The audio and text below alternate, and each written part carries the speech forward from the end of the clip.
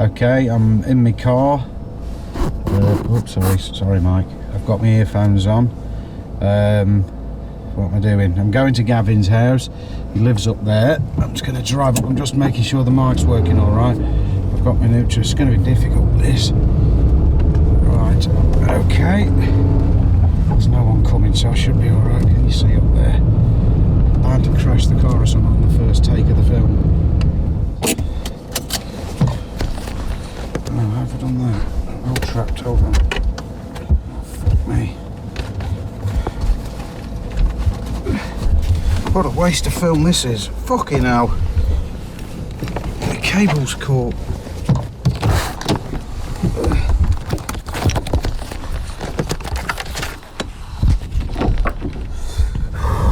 Okay.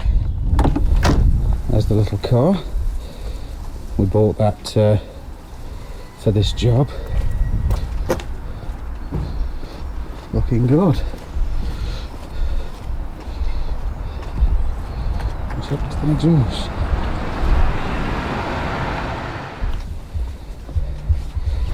Hasn't got the milk in yet.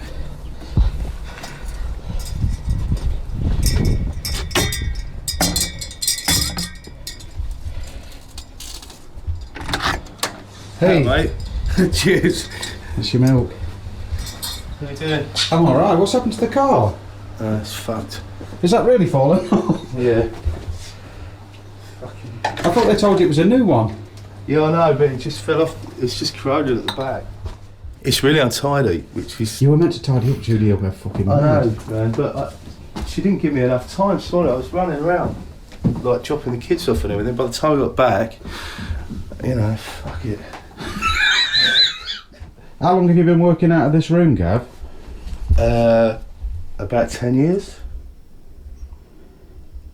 What do you mean by working out? Yeah, like actually doing your main recording. Yeah, I've sort of, yeah, pretty much for about 10 years. Shit. Obviously it's not been set up like this. This is the best it's ever been, actually. So what's this board, Gav? Is that like a... I don't, yeah. This is, it's just like a notice board. We had the bailiffs round. So that, obviously that is there. Is that the bailiff's notice? Yeah. Fucking hell, I didn't see that, dude. Man, the amount of money that they've whacked on top, it's like 800 quid. It's now like 1,167. I tell you what, man, that's a plum job being a bailiff. Obviously there's hassle, but... Fucking hell. You get a lot of money. It's They put 300 quid on? Yeah.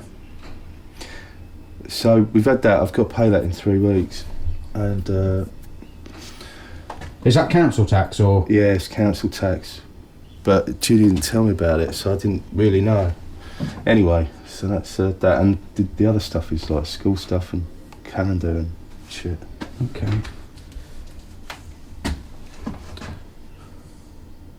You can spark that up.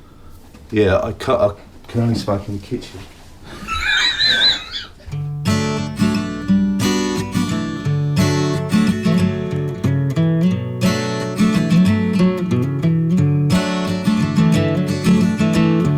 Got no colour in my face.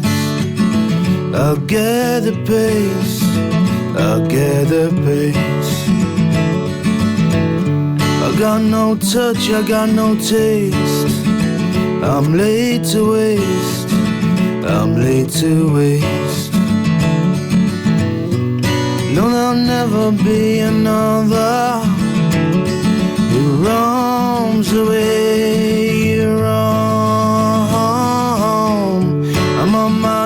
I'm on my knees.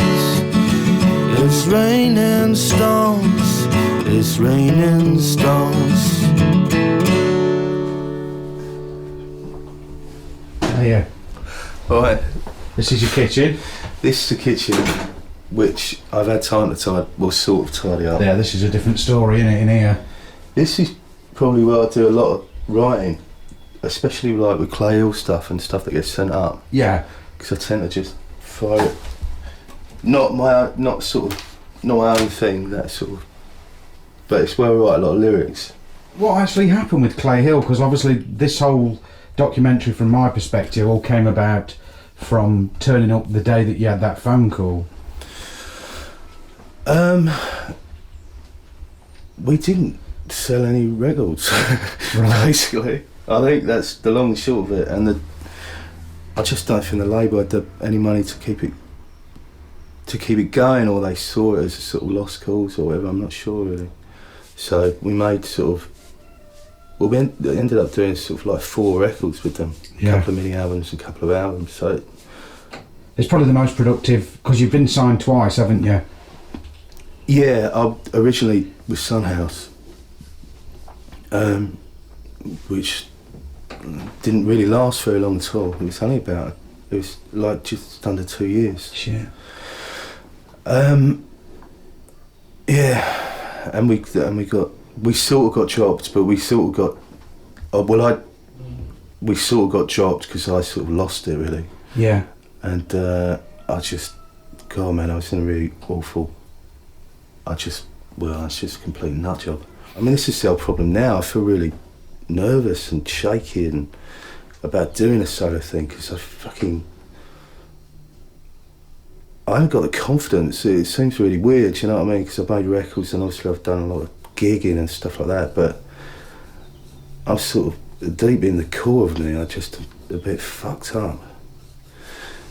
I was sort of split 50-50 between thinking I'm a complete twat and the other half thinks I'm fucking brilliant, you know, and it's sort of depending on how the day goes is depending on whether I can get up and do it, you know. Yeah. So yeah, if you just explain where this is all leading to, the idea that we've had about doing a gig in that living room. The idea really is to start off by doing a gig in my own front room. Yeah. And take it from there. And then start, instead of just sort of skip all the bullshit, do you know what I mean? Because I just can't take it anymore. It just does my fucking head in. So like if someone, how does it move from one place to the next place? Well, the idea is that whoever, you know, like this first gig, a few people will come and there'll be a few people invited.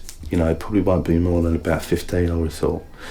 And then somebody who's come invites you to play at their house.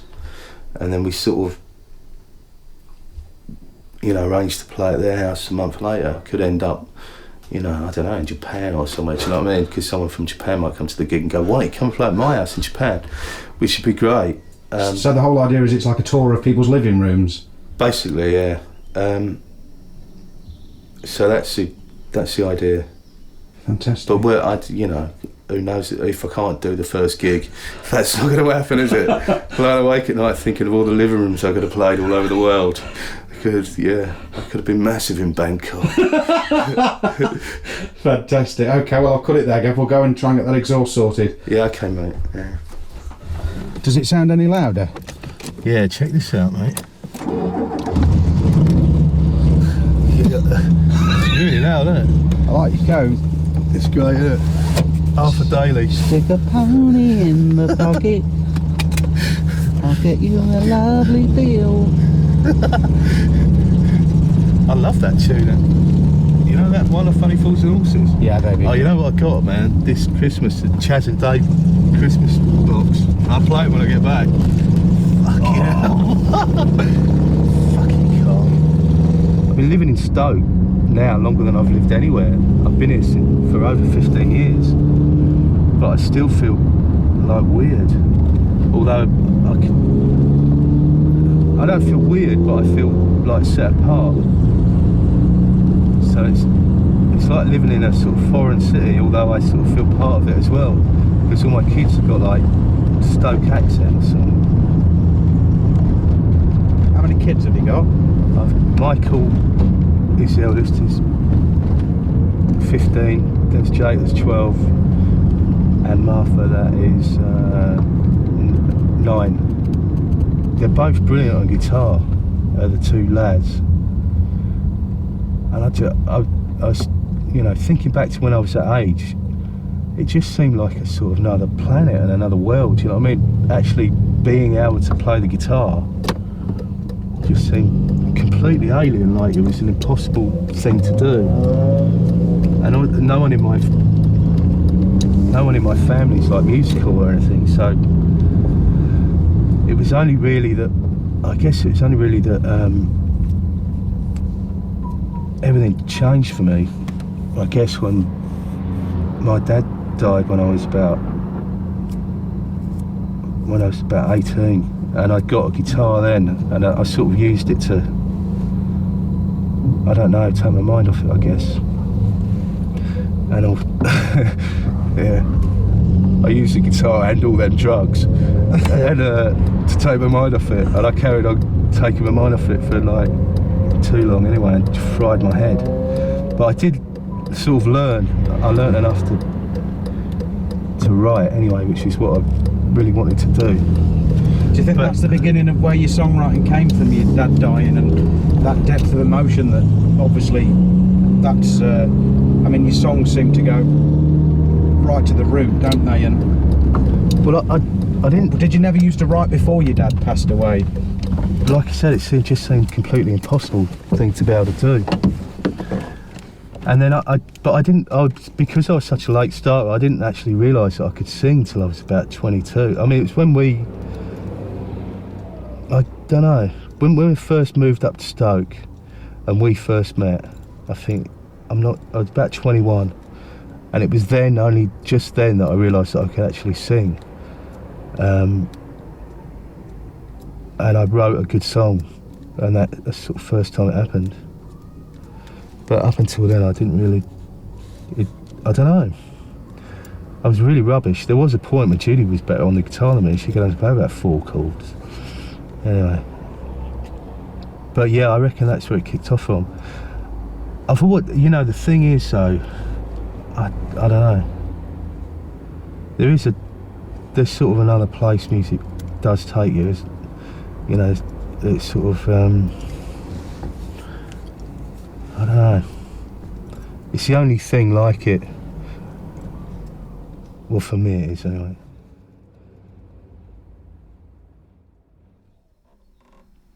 So how would you normally record? I mean, obviously you've got 3 kids and Judy. Do you record in the day or at night? And when I'm recording, getting ideas down, you know, I just have to do it. So there's loads of stuff with the kids having an argument and people banging on the door and all that sort of shit. But you've got a lot, you know, all those sort of ideas that I laid down. Yeah. You've heard like loads of that sort of stuff. Otherwise, I just either have to, I need to make sure no one's upstairs, because any sort of movement upstairs just picks straight up. But as long as they're in that room there with the door shut and there's no sort of massive kick-offs or anything, I can get pretty quiet. But the best time is like, the problem is, right, it used to be, when the kids were a bit younger, it used to be night. But now that they're like, you know, Mike's 15, you know, he wants to stay up with me and watch, you know, Kirby Enthusiasm, which doesn't start till 11, you know, so I'd have to be sort of like, oh yeah, up till 3 in the morning, and then up, you know, first thing making sandwiches, you know, so it doesn't really work out, so I just have to sort of, you know, hope for the best, really. And so the whole album is going to be recorded here. I mean, what's the basic setup for these recordings? Well, this is basically the setup. Just that mic. There's, yeah, I mean, pretty much that's it. It's just making sure that it's just a level thing, really, and that's about it. Because it sounds really great. The mic sounds really good. It's not like a really expensive mic or anything. It's about 100 quid, but it just is good. It sounds sort of a bit rough and ready.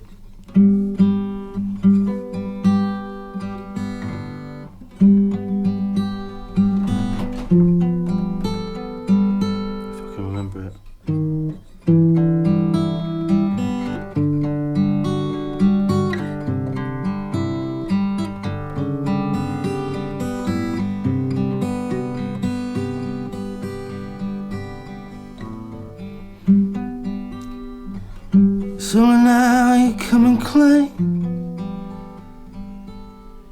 well, the relief and the grain.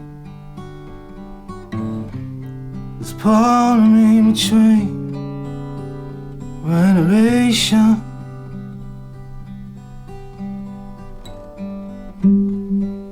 And on the road right, the moon is in the light. Red, I'm on the road, inspiration. You look away from the red leaf to gray. But I cut the figure of a fool. You look away from the old skies to the gray. 'Cause I cut the figure of a fool.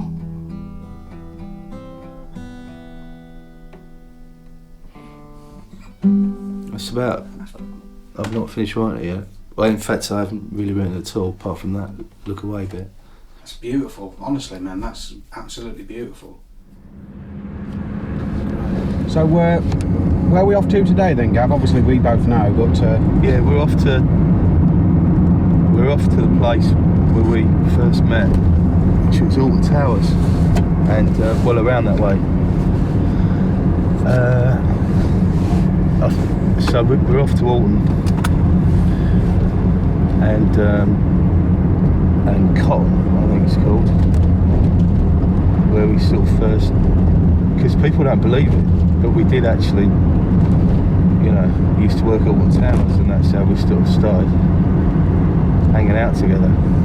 what's your first memory of me? We ended up meeting at this party, like loads of people from Alton Towers went up to a party in Manchester, and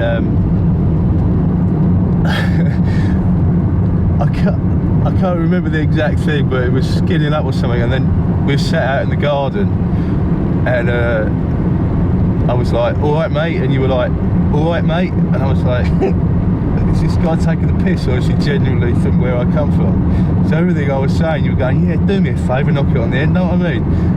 So, and then I sort of got it, and then it was really funny, and then at that moment it was like heart to heart, wasn't it? It was a friendship for life. We went to the garage, man, and it was just hysterical. I've had sort of happier moments, do you know what I mean, where I, you know, with like family or whatever like that, but there's long chunks of periods of time where I was really happy then.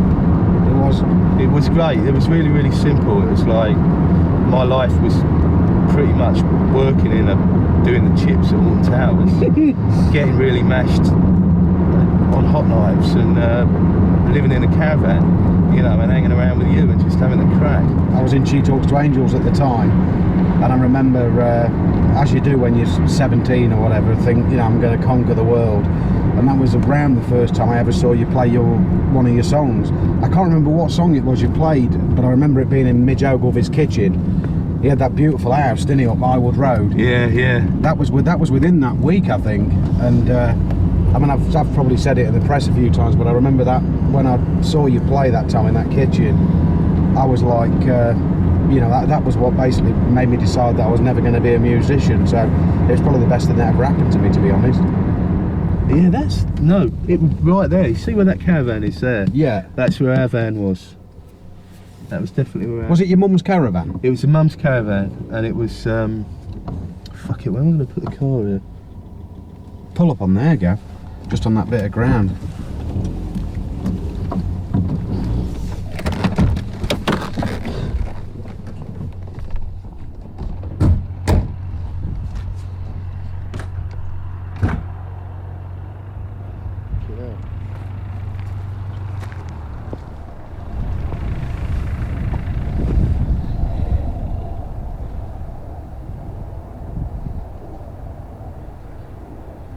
So how long did you live in the caravan?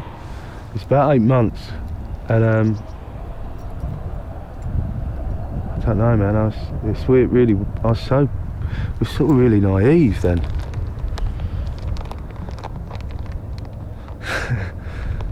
Yeah. What age were you? 20? I was 21. But I you know, I was sort of that emotionally, God, I don't know. I sort of seemed to feel older than I was. But looking back, I was just a knob. The worst thing was, right, I was a real twat. I didn't even realise it. Judy being pregnant, to me, was just like, oh, fucking hell, yeah, wicked. You know, just like, she's getting a bit, I don't know, it was like it wasn't really happening.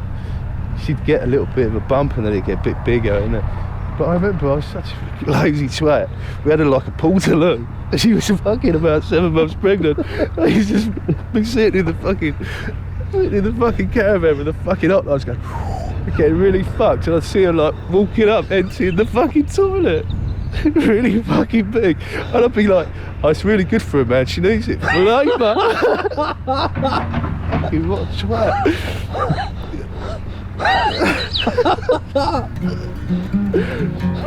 So fucking out of order. It's just like, God, why did you ever stay with me? The fire's up and burning, bees are sweating lust. The mother of my children, sleeping in the cusp. I know the harvest's over and they never came for us.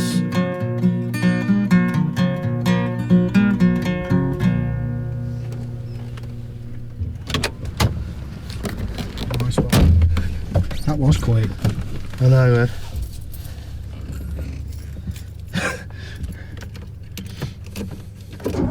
Right then.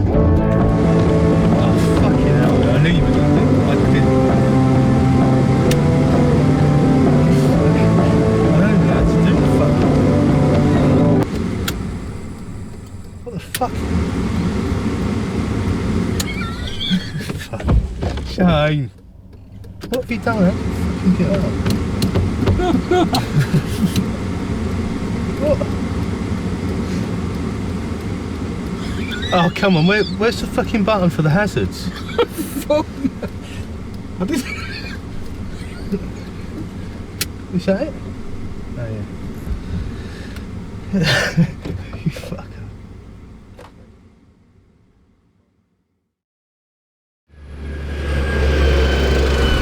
Where have you been? You alright? Yeah. I'm only about 2 minutes late. 10 minutes late. Come on in, sucker. Oh, Shane. There's a coffee in here, mate. Thanks, mate. I know. It's fucking... You're on camera. I know, but I wasn't prepared. Was you not? No. You doing? Is that the same stuff you've been wearing? I'm doing the David Attenborough thing. Yeah. Like the David Attenborough of rock. Do you know what I'm saying? To wear the same clothes all the time. Hold on. What's that noise, Ali? So that I always look. So that, yeah. Anyway, so the idea is, I don't know what the idea is really, but it just sort of saves me thinking about, I need to wear something different every day. Yeah. Well, and also it means we can cut the material together really easily because you'll always be in the same clothes. Yeah. So I've been wearing the same thing for about, I don't know, 3 weeks. Yeah. Well done. Yeah. There's your coffee, mate. Cheers, mate. Thanks. What are you going to drink? Oh, can you turn it off? Yeah. Yeah, we're not doing very well today, are we, Gav? What, mentally, you mean? Yeah. No, well, it's been a bit.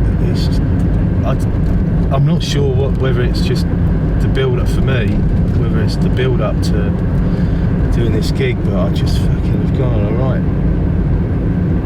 High anxiety. The last couple of days has just been a real nightmare. But I think now that we've set a date, and now that it's, I realise that it's just going to be me and a guitar, and I've never done it. That's what's set me off, and I just anyway. Sorry, man. No, it's good. So man. I'm It's all right. like a bit of a. I don't know. I guess I'm not as. I don't feel as relaxed as I have been feeling. It's not that one. I think it's one of these. If you park in one of these spaces. It's somewhere here, mate. It's one of these. I mean, it might not be a studio anymore, but we can trek. Do you want to tell people why we're coming to the studio? What we're looking for? We're looking for reel-to-reel to run the recordings through, to give them a warm feel. So hopefully they're going to be able to sort us out. Right, video me now then, quick. Yeah, okay. So what happened then, Shane? When? Just a minute ago, the conversation, obviously we've not filmed it. But he's a big fan of your films, isn't Yeah, I've just managed. I mentioned Dead Man's Shoes, and he said that he liked it, and so we're going to be able to come back in a bit. He's just mixing down at the minute. Yeah. It's mixing down. Excellent. Yeah, baby. That's the little 4-track. Oh yeah. Oh, it's an old Tiac, is it? Yeah. It's got a little mixing desk that comes with it. That's all right, Gavin. That's the sort of thing we're looking at, isn't it? Like, because these aren't that expensive, are they? These sorts of things. not at all, No, that's mate. great. No. Mate. So, what's going to be the damage then for? What we're looking at?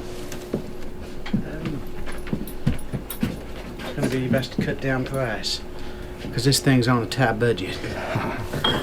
I'd let you have that for 15 quid. 15? Yeah. Oh, that's amazing. That's the best look ever, isn't it? That is unbelievable. I've been looking on the internet for about a week and a half, and then we come to one place in Burton. I know, thanks mate, cheers. Yeah. Isn't that incredible? Absolutely amazing, mate. I wish I wasn't on it, but there you go.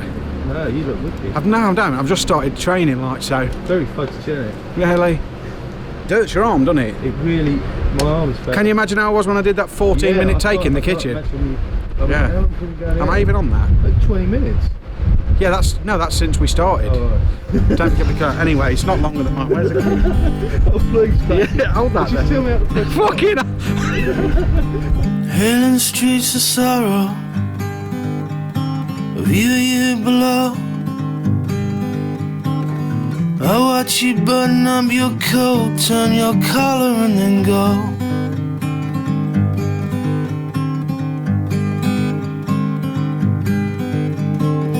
I had a dream I was young, sun across my back, way out on the ocean. I had a dream, it was mine, the winner of my life, I'd left it far behind.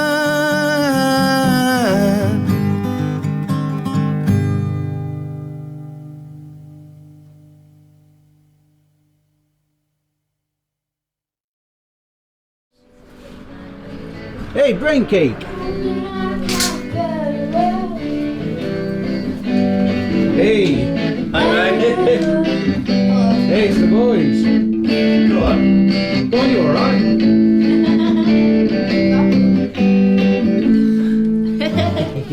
How are you, brain cake? Hey, mate. Cool, how you feeling? You're looking alright. Yeah, I mean, God knows, I'm pretty shaky. Yeah. But I'm just like, I don't know. I'm sort of sick of being scared, really. Yeah. I find it really irritating now. It used to consume me before, but now I just find it like, you know, I don't know. Well, it's an inconvenience, isn't it? It is. It's just really, really annoying. And I've got a few get-out clauses. I've got a few songs that I know just completely backwards, Yeah. and are really easy to play. And obviously, like there's a couple of old Sunhouse tunes and one sort of spiritual one that I've got, which is Convert the whole audience to yeah, cars. it's not really like that, but it's more of a sort of I don't know.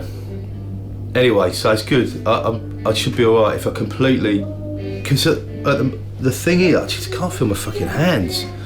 I think it's like I don't know if it's like a fear or adrenaline thing where all the blood goes to your head and body, because I can really feel my arse. It's twitching.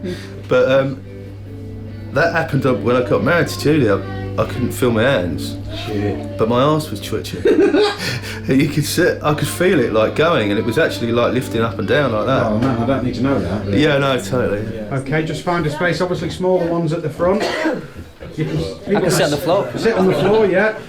Good job. You can tell Mike's been to festivals. Fucking hell, mate. Right. Thank you for coming.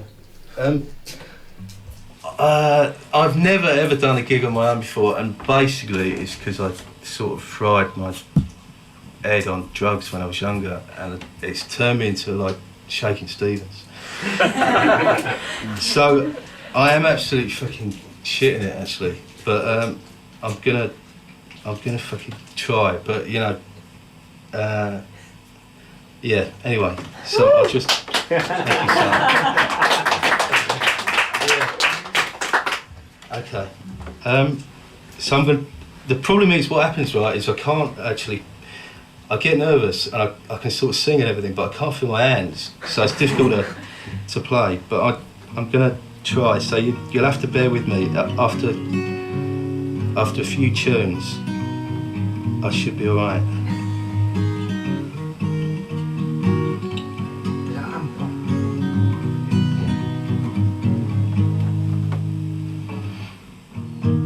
Open up the windows, I'm reeling in the heat. Oh, fucking hell. It's okay. Sorry, man. Take your time, Gav, it's cool. I'm gonna have to do something else. Right, this is fucking cringy. Okay. Don't you worry, mate. Fuck this.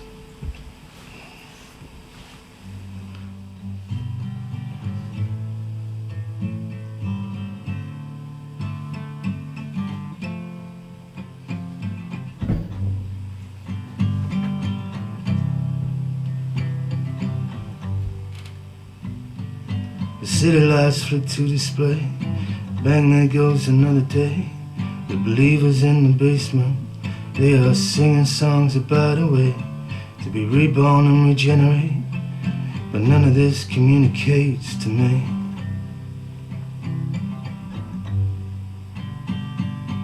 Up here on the second floor, I've forgotten what I'm waiting for.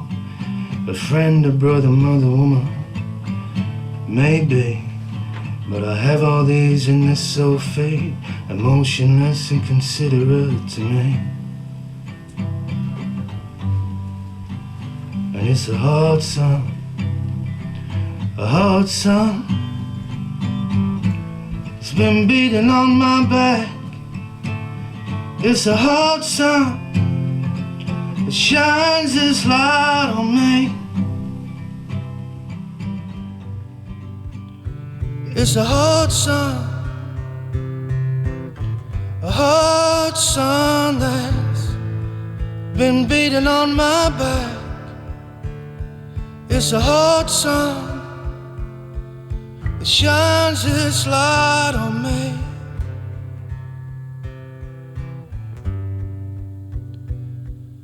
The silver clock chimes off again, reminds me of my childhood pain and the burden that was lifted when I made it to the city. Disillusioned and full of hate, but a member of the mother state and free.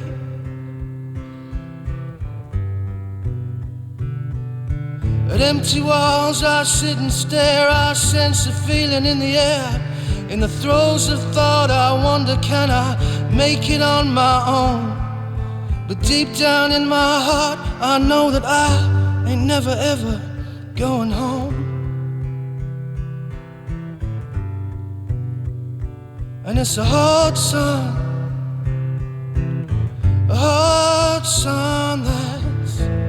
that's been beating on my back. It's a hard sun, it shines its light on me.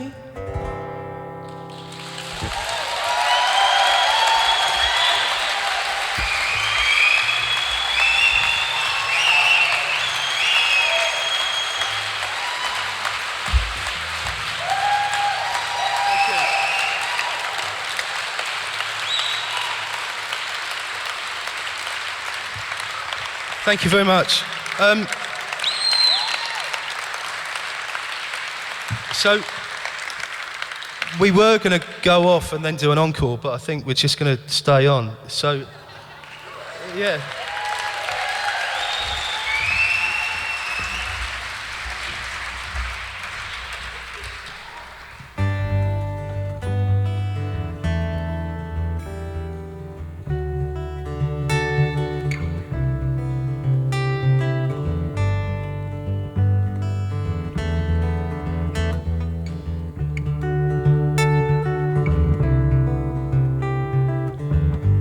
then there weren't no limit.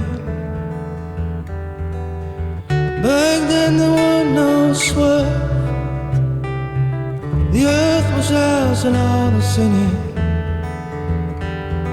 as long as we could hold our nerve. Back then the heavens opened. Back then there weren't no sound. The sky was ours and each star in it, as long as we could hold our ground.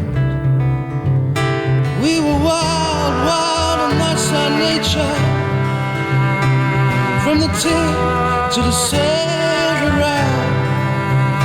We were wild, wild, could not distinguish the room from the measured bound. We had it all. Oh, we had it all. But it's worth nothing now.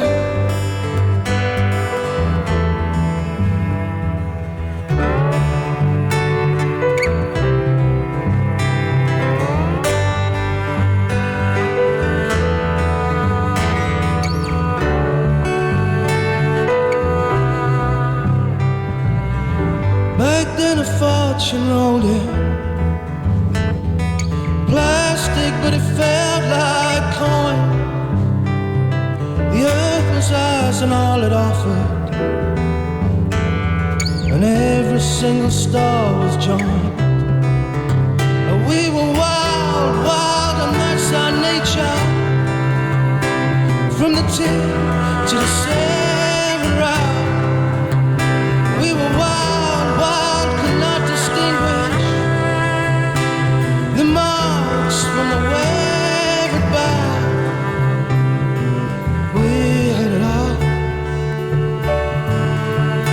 Oh, we had it all. But it's worth nothing now.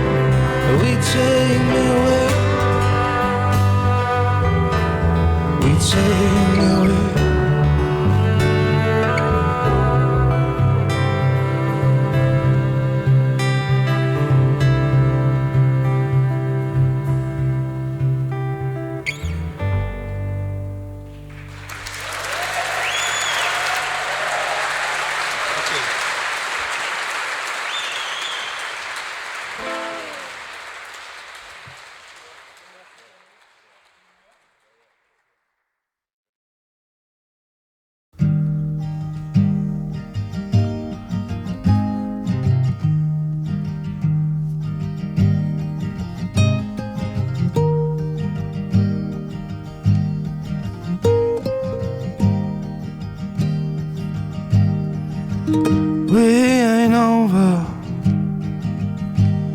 the worst of it. There's a whole lot of faces and places I'm trying to forget. I haven't found yet my groove in the world. And he'd have flung stars into space, he ain't likely to tell. One day I'll figure why I can't relate, and I'll lose my Bermondsey stutter before it's too late.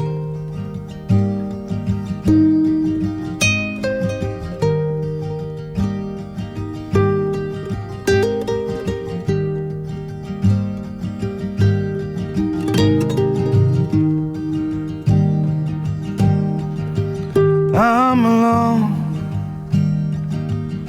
with my hopes and my scars. There are 5 points to life, but I can't recall what they are. I've traveled far. I built my own cage. If I trace a rainbow with my fingertip, I'm saved. One day I'll figure a way to escape, and I'll lose my Burmans, they stutter before it's too late.